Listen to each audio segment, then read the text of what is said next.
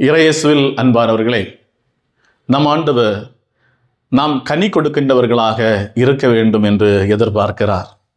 ஆகையால் தான் யோவான் நற்செய்தி 15ஆம் அதிகாரம் 8ஆம் இறை வார்த்தையில் இவ்வாறாக நம்மோடு சொல்லுகிறார்: நீங்கள் மிகுந்த கனி தந்து என் சீடராயிருப்பது என் தந்தைக்கு பெருமை அளிக்கிறது என்று. நாம் ஆண்டவர் நம்மிடமிருந்து எதிர்பார்க்கிறது நாம் நல்ல கனி கொடுக்கிறவர்களாக மாற வேண்டும். இந்த கனிகள் எத்தகைய கனிகள் என்று பார்த்தால், தூயாவினுடைய கனிகள். பவுலடியார் கலாத்தியருக்கு எழுதிய திருமுகம் 5ஆம் அதிகாரம் 22ஆம் இறை வார்த்தையிலும், ரோமருக்கு எழுதிய திருமுகம் 14ஆம் அதிகாரம் 17ஆம் இறை வார்த்தையிலும் இந்த கனிகளை பற்றி தெளிவாக நம்மோடு எடுத்துரைக்கிறார். நமது வாழ்க்கையில் அன்பு இருக்க வேண்டும், மகிழ்ச்சி இருக்க வேண்டும், அமைதி இருக்க வேண்டும், நிறைவு இருக்க வேண்டும், தன்னடக்கம் இருக்க வேண்டும், நீதி இருக்க வேண்டும், நேர்மை இருக்க வேண்டும். இவ்வாறாக அந்த கனிகள் நாம் கொடுக்கின்றவர்களாக மாறுகின்ற போதுதான் ஆண்டவருக்கு அல்லது தந்தை கடவுளுக்கு பெருமை சேர்க்கிறவர்களாக, நம் ஆண்டவருக்கு சீடராக இருக்கின்றவர்களாக இருக்கிறோம். நம்ம வாழ்க்கையை சற்று சிந்திப்போமா? என்னிடம் அன்பு நிறைந்திருக்கிறதா? மகிழ்ச்சி இருக்கிறதா? அமைதி இருக்கிறதா? பொறுமை இருக்கிறதா? தன்னடக்கம் இருக்கிறதா? நீதியோடு நான் செயல்படுகிறேனா? பொறுமையோடு இருக்கிறேனா? இந்த கனிகளை நான் கொடுக்கிறேன் என்று நமக்கே நம் மீது நம்பிக்கை இருக்கிறது என்றால் நிச்சயமாக நாம் பெருமை கொள்ளலாம். நான் ஆண்டவருடைய உண்மையான சீடனாக இருக்கிறேன். இல்லை என்றால் இந்த கனிகளை விளைவிக்க நான் தயாராக வேண்டும். இந்த கனிகளை எப்படி கொடுப்பது? அந்த கனிகளை எப்படி கொடுப்பது? அதுதான் இன்றைய நாள் நற்செய்தி, யோவான் நற்செய்தி 15ஆம் அதிகாரம் 1 முதல் 8 வரை இறை வார்த்தைகள் வாயிலாக ஆண்டவர் சொல்லுகிறார்: நீங்கள் மிகுந்த கனி தர வேண்டுமானால் என்னோடு இணைந்திருக்க வேண்டும். என்னோடு இணைந்திருக்க, இயேசுவோடு இணைந்திருக்க வேண்டும். இயேசுவோடு இணைந்திருந்தால் மட்டும்தான் இத்தகைய கனிகளை கொடுக்க முடியும். இயேசுவோடு இணைந்திருந்தால் மட்டும்தான் கொடுக்க முடியும். இயேசுவோடு இணைந்திருக்கவில்லை என்றால் நாம் கனிகள் கொடுப்போம், ஆனால் இந்த கனிகளாக இருக்காது. செல்வம் திரட்டுவதற்கான ஆவல், அல்லது சொத்தை சேர்ப்பதற்கான ஆவல், அல்லது பெருமை சேர்ப்பதற்கான ஆவல், இவ்வாறு பலவிதமான தேவையற்ற கனிகளை கொடுப்பதற்காக நாம் பிறரை வஞ்சித்து வாழ்கின்றவர்களாக, பிறருடைய வாழ்க்கையை அளிக்கின்றவர்களாக மாறிவிடுவோம். அங்கே அமைதி இருக்காது, மகிழ்ச்சி இருக்காது, நிம்மதி இருக்காது, சமாதானம் இருக்காது, நீதி இருக்காது. அத்தகைய கனிகள் அல்ல ஒரு கிறிஸ்தவன் கொடுக்க வேண்டியது. நமது வாழ்க்கையில் நாம் கனி கொடுக்க வேண்டுமானால் இயேசுவோடு இணைந்திருக்க வேண்டும். இயேசுவோடு இணைந்திருக்க வேண்டும். இயேசுவோடு இணைந்திருந்தால் மட்டும்தான் மிகுந்த கனி கொடுக்கிறவர்களாக மாற முடியும். அன்பானவர்களே, ஆகையால் கனி கொடுக்க நாம் விரும்ப வேண்டும். அந்த கனி கொடுப்பதற்கு இயேசுவோடான தொடர்பு எனக்கு அதிகமாக வேண்டும். இயேசுவோடான தொடர்பு. இயேசு சொல்லுகிறார், நான் தந்தையோடு இணைந்திருப்பது போல நீங்கள் என்னோடு இணைந்திருங்கள். இயேசு எவ்வாறு தந்தையோடு இணைந்திருந்தார்? அவருடைய சிந்தனை முழுவதும் தந்தையை பற்றியதாக இருந்தது. எல்லா நேரத்திலும், மகிழ்ச்சியினுடைய நேரமாக இருக்கட்டும், அல்லது துயரத்தினுடைய நேரமாக இருக்கட்டும், அல்லது கவலை நிறைந்த நேரங்களாக இருக்கட்டும், வேதனை நிறைந்த நேரங்களாக இருக்கட்டும், எல்லா நேரத்திலும் தந்தையை பற்றியுள்ள சிந்தனை, தந்தையோடுள்ள ஒரு உறவாடல், தந்தையோடுள்ள ஒரு உரையாடல் இயேசுனுடைய வாழ்க்கையில் இருந்தது. நமது வாழ்க்கையிலும் நாம் கொண்டிருக்க வேண்டிய உறவு இத்தகையது. அதனால்தான் பவுலடியார் சொல்லுவார், கொரிந்தியருக்கு எழுதிய முதல் திருமுகம் 10ஆம் அதிகாரம் 31ஆம் இறை வார்த்தை: நீங்கள் எதை செய்தாலும் கடவுளை பற்றிய சிந்தனையோடு, கடவுளுக்கு பெருமை சேர்ப்பதற்காக செய்யுங்கள். உண்ணுகின்ற போது, உறங்குகின்ற போது, எழுகின்ற போது, நடக்கின்ற போது, போகின்ற போது, வருகின்ற போது, எல்லா நேரத்திலும் நாம் இத்தகைய காரியங்களை செய்ய வேண்டும். அப்போதுதான் திருப்பாடல் 121ஆம் அதிகாரம் 8ஆம் இறை வார்த்தையில் நாம் வாசிக்கிறோம்: நீ போகும்போதும் நீ வரும்போதும் இப்போதும் எப்போதும் ஆசி பெற்றவனாய் இருப்பாய். இந்த ஆசி என்பது நாம் கொடுக்கிற கனிகள். நாம் ஆசி பெற்றவர்கள் என்பது நாம் கொடுக்கிற கனிகள் மூலமாக புலப்படும். ஆகிய அன்பானவர்களே, நாம் நமது வாழ்க்கையில் ஊனிலும் உறக்கத்திலும் என்று சொல்லுவார்களே, ஊனிலும் உறக்கத்திலும் ஆண்டவரை, கடவுளை பற்றிய சிந்தனையுடையவர்களாக, அவரோடு தொடர்பு கொண்டிருக்கிறவர்களாக இருக்கிறவது மட்டும்தான் நம்மால் கனி கொடுக்க முடியும். சிறிது நேரமாவது அவரோடுள்ள தொடர்பில் இருந்து நாம் அகன்றிருக்கிறோம் என்றால் நமது வாழ்க்கையினுடைய கனிகள் வேறு கனிகளாக, தவறான கனிகளாக மாறுவது எளிது.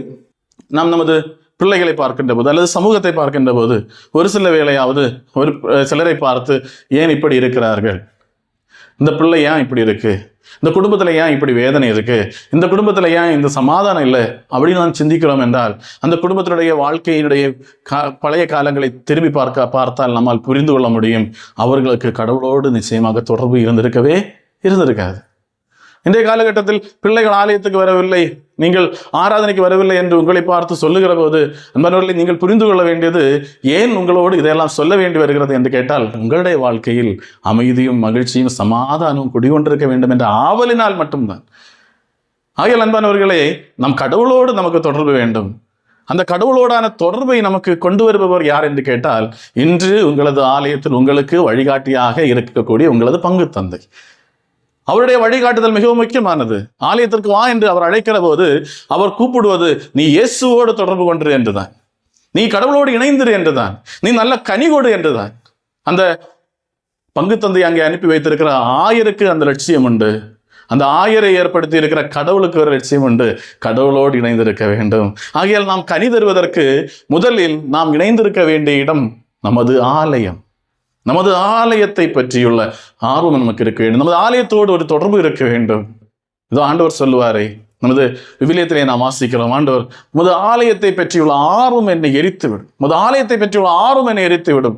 நமது ஆலயத்தினுடைய வளர்ச்சிக்காக, நமது ஆலயத்தில் நல்ல காரியங்கள் செய்ய வேண்டும் என்பதற்காக, நமது ஆலயம் அழகாக இருக்க வேண்டும் என்பதற்காக, நமது ஆலயம் தூய்மையாக இருக்க வேண்டும் என்பதற்காக நாம் எத்தனை பேர் அரும்பாடுபடுகிறோம், உழைக்கிறோம், அந்த சிந்தனை உடையவர்களாக இருக்கிறோம். ஆக்கா இறைவாக்குறது 1ஆம் அதிகாரத்தில் 2ஆம் அதிகாரத்திலும் நாம் வாசிக்கிற காரியம் உண்டு. ஆண்டவர் சொல்லுகிறார், எனது ஆலயம் இடிந்து கிடக்கிற போது நீ உனது வீட்டை கட்டுவதில் ஆர்வம் கொண்டிருக்கிறாய், ஆகையால் நீ உழைத்து சம்பாதித்து கொண்டு வர இதை நான் ஊதி பறத்தி விடுவேன் என்று. அன்பானவர்களே, நமது ஆலயத்தை பற்றியுள்ள ஆர்வம் நமக்கு இருக்க வேண்டும். நமது ஆலயத்தை அழகுபடுத்துவதில், தூய்மையாக வைத்திருப்பதில், அதனுடைய காரியங்களில் ஈடுபடுவதில் நாம் ஆர்வம் கொண்டிருக்க வேண்டும். அது ஒரு படி, நம்ம ஆண்டவரோடு இணைந்திருப்பதில் உள்ள ஒரு படி. அந்த ஆலயத்தை பற்றியுள்ள ஆர்வம் நமக்கு இருக்கிற போது ஆலயத்தில் நடக்கிற வழிபாடுகளில் நாம் கூடல் ஈடுபாடுடையவர்களாக மாறுகிறோம். அந்த ஈடுபாடுகள் நம்மை கடவுளோடு நெருக்கமுடையவர்களாக மாற்றுகிறது. ஆகையால் நம்மிடமிருந்து நல்ல கனிகள் புறப்பட ஆரம்பிக்கும். அந்த கனி கொடுக்கிற போது மட்டும்தான் கடவுள் நம்மை பற்றி பெருமைப்படுகிறார். சீராக்காகவும் 10ஆம் அதிகாரத்தில் நாம் காண்கின்றோம், மதிப்புக்குரிய இனம் எது என்று கேட்கிற கடவுளுடைய ஆவியான மதிப்பிற்குரிய இனம் எது? மதிப்பிற்குரிய இனம் மனித இனம் என்று விவிலியம் கூறுகிறது. அதே நேரத்தில் திரும்பவும் அதே கேள்வி கேட்கப்படுகிறது, மதிக்கத்தகாத இனம் எது என்று கேட்டால் அதுவும் மனித இனம் தான். அப்போது எந்த மனிதன் மதிப்புக்குரியவன், எந்த மனிதன் மதிப்பு அற்றவன் என்று அதே வார்த்தை நம்மோடு சொல்லுகிறது. கடவுள் மீது அச்சம் கொண்டிருக்கிற இனம் மதிப்புக்குரிய இனம், கடவுள் மீது அச்சம் இல்லாத இனம் மதிக்கத்தகாத இனம். செல்வர்களும் பெரியவர்களும் உயர்ந்தவர்களும் எல்லாரும் மதிப்புக்குரியவர்கள் தான். ஆனால் கடவுள் மீது அச்சம் கொள்கிறவன் அவர்களை விட உயர்ந்தவன் என்று நாம் வாசிக்கிறோம். ஆகையால் பெரியவர்களுக்கு, உயர்ந்தவர்களுக்கு, பதவியில் இருக்கிறவர்களுக்கு எல்லாம் மேலான இடம் கடவுள் மீது அச்சம் கொள்கிறவனுக்கு உண்டு என்று கடவுளுடைய ஆவியானவர் கூறுகிறார். ஒருவேளை நாம் இன்று பார்க்கிற இடத்தில் நமக்கு அந்த பெருமையோ புகழோ ஒன்று கிடைக்காது. ஆனால் நாம் புரிந்து கொள்ள வேண்டும், இந்த நாம் நமது பார்வை கேட்டுகின்ற, நமது கேள்வி கேட்டுகின்ற இடத்தோடு முடிந்து விடுவதல்ல மனித வாழ்க்கை. அதற்கு அப்பாற்பட்ட ஒன்று நமது வாழ்க்கை.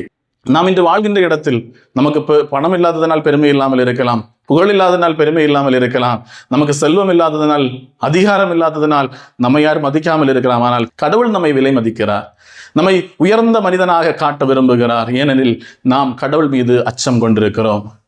ரோமேயருக்கு எழுதிய திருமுக 11ஆம் அதிகாரத்தில் பவுலடியார் தெளிவாக எடுத்துக் கொள்கிறார், அன்பானவர்களே, நீங்கள் கடவுளோடு இணைந்திருந்தால் தான் கனி தருவீர்கள், இல்லை என்றால் எந்த நிமிடத்தில் வேண்டுமானாலும் நீங்கள் தரித்தெறியப்படுவீர்கள். நாம் இப்போது அவரோடு ஒட்டப்பட்டிருக்கிற நிலையில் இருக்கிறோம் என்றால் அது நம்முடைய தகுதியினால் அல்ல, அவர் நம்மோடு காட்டின இரக்கத்தினால். இயல்பினாலே உரிமை பெயருடைய மக்களை ஆண்டவர் மறந்து விட்டார், அழித்து விட்டார். நாம் பார்க்கிறோம், பழைய ஏற்பாட்டில் ஆண்டவர் தேர்ந்தெடுத்த யூத குலம் இன்று யூதர்கள் மிகவும் சொற்பமாக மாறியிருக்கிறார்கள் என்றால் அவர்கள் கடவுளை மறந்து போனதினால் தான் அவர்கள் அந்த சொற்ப நிலைக்கு ஆளாவதற்கு காரணம். கடவுளுடைய கட்டளைகளை மறந்தளித்து அவரையே மறந்து போனதினால் அவர்கள் இன்று சொற்பமாக மாறிவிட்டார்கள். ஆகையால் தகுதி இல்லாமல் இருந்த நம்மை, பிற இனத்தாராக இருந்த நம்மை ஆண்டவர் இதோ தன்னோடு சேர்த்து வைத்திருக்கிறார். அதற்கு காரணம் நாம் பெரியவர்களாக நல்லவர்களாக இருப்பதல்ல, மாறாக நம்மை அவர் உயர்ந்தவர்களாக மாற்ற விரும்பி தன்னோடு சேர்த்து வைத்திருக்கிறார். ஆகையால் அவரோடு சேர்ந்திருக்கிற இந்த நேரத்தில் நாம் நம்மை பற்றி பெருமிதம் கொள்ளாமல் ஆண்டவர் மீதான அச்ச உணர்வில் அவரோடு இணைந்திருப்பதற்கு, அவரிடமிருந்து கனி கொடுக்கிறவர்களாக மாறுவதற்கு முயற்சிப்போம்.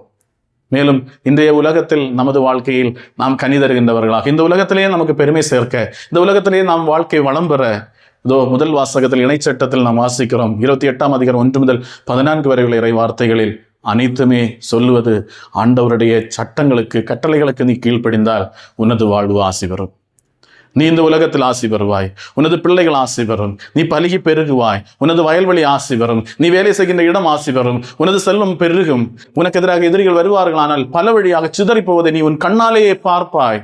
அதற்கெல்லாம் உனக்கு வாய்ப்பு கிடைக்க வேண்டுமானால் நீ கடவுளோடு அச்சம் கொள்கின்றவனாக, கடவுளோடு இணைந்து இருக்கிறவனாக இருக்க வேண்டும். அன்பானவர்களே, நம் கடவுளோடு இணைந்திருப்போம். கடவுள் விரும்புகின்ற கனிகளை கொடுக்கின்றவர்களாக, நற்கனி கொடுக்கின்ற, நல்ல சமூகத்தை உருவாக்குகின்ற, கடவுளோடு ஒட்டப்பட்ட நாம் என்றும் ஒட்டப்பட்ட நிலையிலேயே இருக்க வேண்டும். அதிலிருந்து தரித்து எறியப்படுகின்ற ஒரு அவல நிலைக்கு உள்ளாகாமல் இருப்போம். இறைவன் நம்மை ஆசீர்வதிப்பாராக.